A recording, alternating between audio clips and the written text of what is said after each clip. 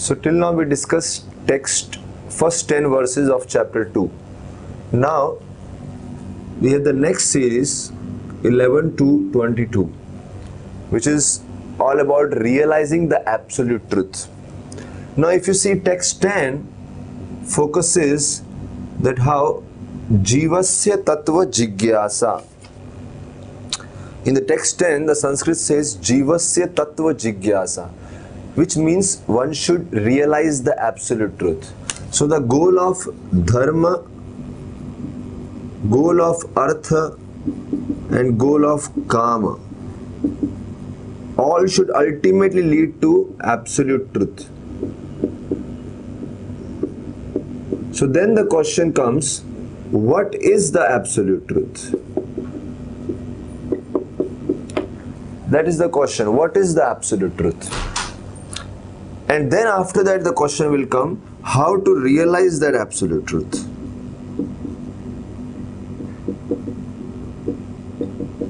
What is the process? So this is the subject of text 11 and this is the subject of text 12. So now going ahead,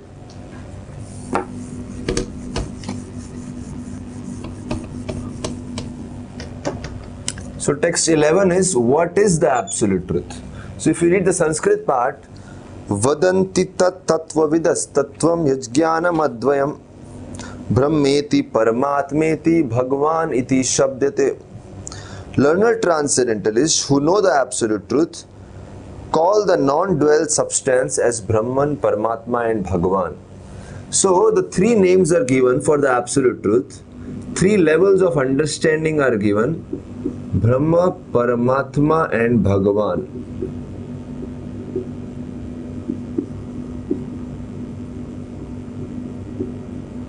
In the increasing level of or a progressive level of understanding, the first basic understanding is Brahma, and then Paramatma, the localized super soul, and then Bhagavan, the supreme personality of Godhead. So text 11 is indicating us of what should be our ultimate object of realization.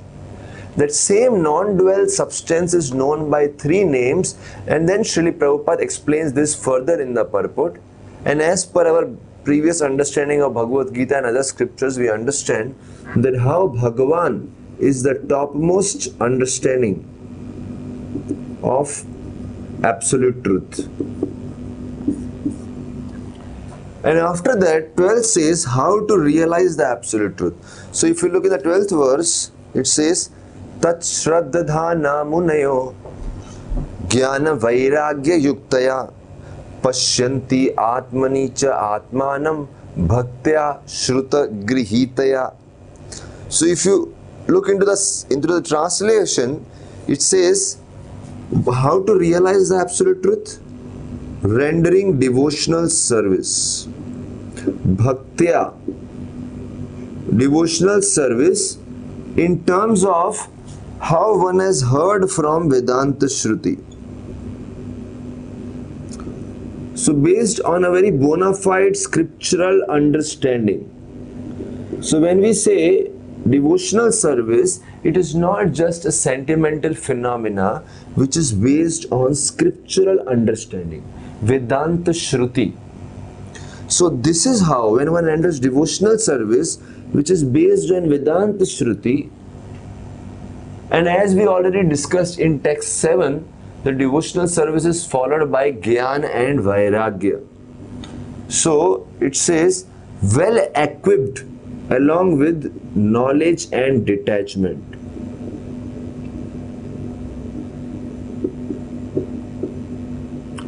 So well equipped with knowledge and detachment, that devotional service which is loaded with automatically with these two things, when one renders such devotional service, one can automatically realize that Bhagavan. One can come out of the all relative truths and come to the realization of Supreme Personality of Godhead. Now since devotional service is the process which is known as bhakti, which has many limbs. 9 limbs are there. Shravanam, Kirtanam, Smaranam, hearing, chanting, remembering, serving. Since the 9 limbs are there of this bhakti, but since bhakti is the process to realize absolute truth, and realizing absolute truth is the ultimate goal. So now we know what the ultimate goal is and we know what the process is. So in our life, whatever we might be doing, that should be dovetailed in such a way that we realize the absolute truth. It should be performed in such a way that everything is based on this process. Whether one is a brahmachari, grahastha, vanaprastha, sannyasi, or a brahman, kshatriya, vaishya, shudra, whichever class one belongs to, one should perform his activities based on this process, directed towards understanding absolute truth. And since this is our conclusion, text 13 to 15.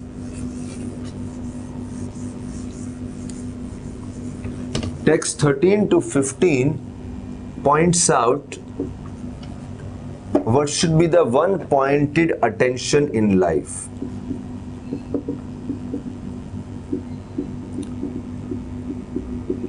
Now many things distract our attention. So now we are talking about one pointed attention. What should be one pointed attention or one pointed goal of life? This is like a conclusion after understanding first 12 verses. Because we understood in first 12 verses, dharma is not meant for artha or material desires. Ultimately, one has to realize absolute truth. And for realizing absolute truth, bhakti is the process. So naturally, one pointed attention is somehow focus on that bhakti. And therefore, text 13 says, Ata pumbir dvija shrestha varnashrama vibhagasha swanushtitasya dharmasya samsiddhir haritoshanam. O best among the twice born, it is therefore concluded that the highest perfection one can achieve. So 13 says, highest perfection.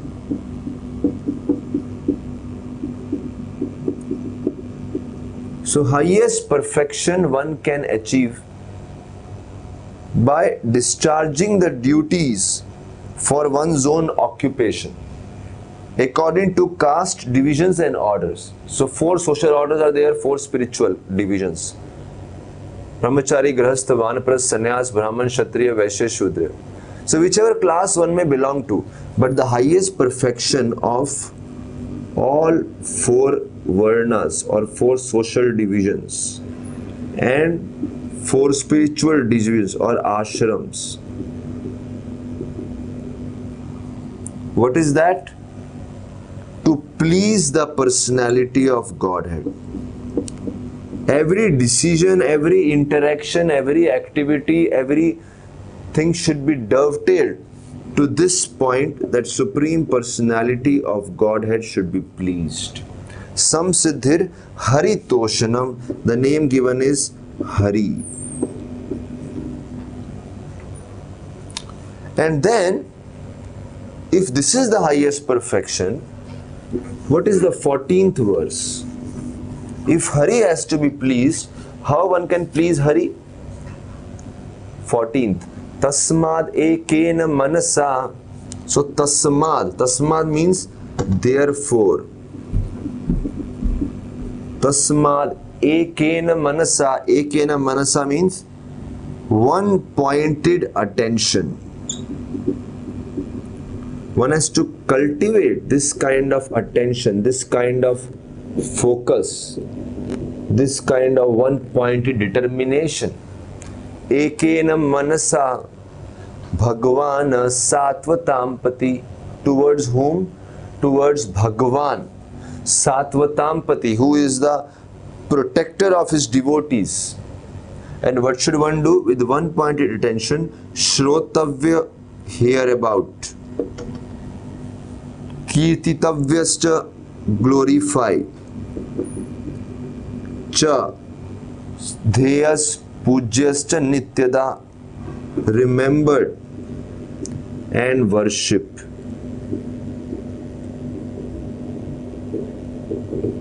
Whom? Bhagavan, who is the protector of devotees. About Bhagavan.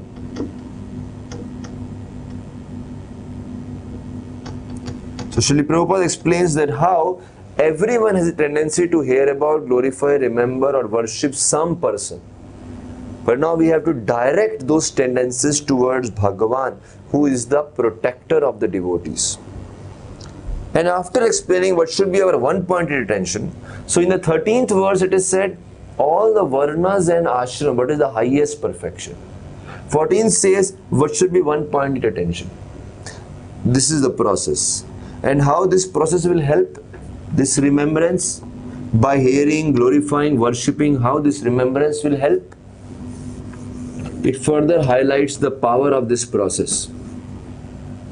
Text 15. Yad anudhyasina yukta anudhyasina. Anudhya means remembrance, as per taught by the scriptures, by the sadhus, by the saintly people, by spiritual master. Anudhyasina yad. By that remembrance, asina means sword, by the sword of remembrance. So the potency of this process of text 14, which is basically the sword of remembrance.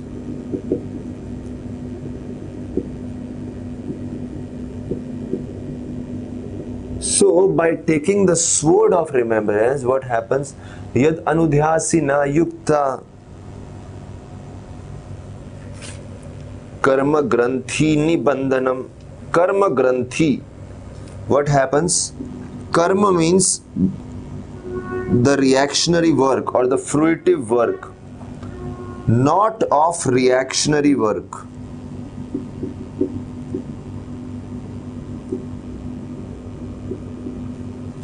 Karma granthi nibandhanam. Nibandhanam means it is which is internet. Chindanti. This can be cut.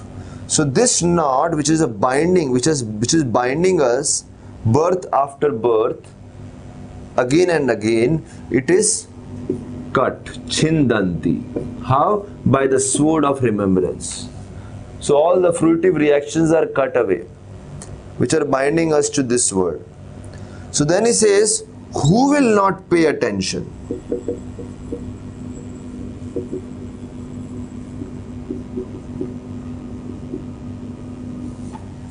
Kona kuryat katharatim. Who will not pay attention to this process of katha, or hearing about the Supreme Lord, the discussions about the Supreme Lord? Who will not pay attention? That should be one pointed attention or one pointed goal.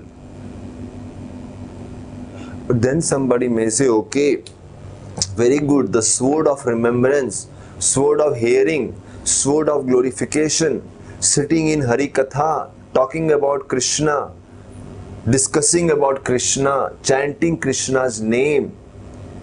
But we are not even able to do that. The sword is too heavy. I am too weak.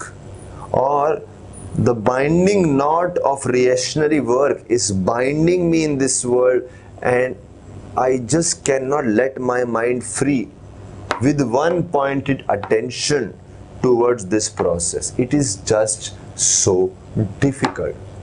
Although the scriptures are making everything so easy, just pick up this sword, but somebody may say, my reactionary work is so powerful, I cannot even pick up the sword.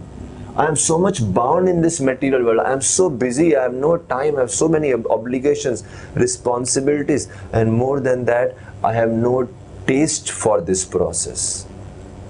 Then what to do? So then the solution comes in the next section, that is 16 to 22. So we'll discuss this in the next section. Hare Krishna.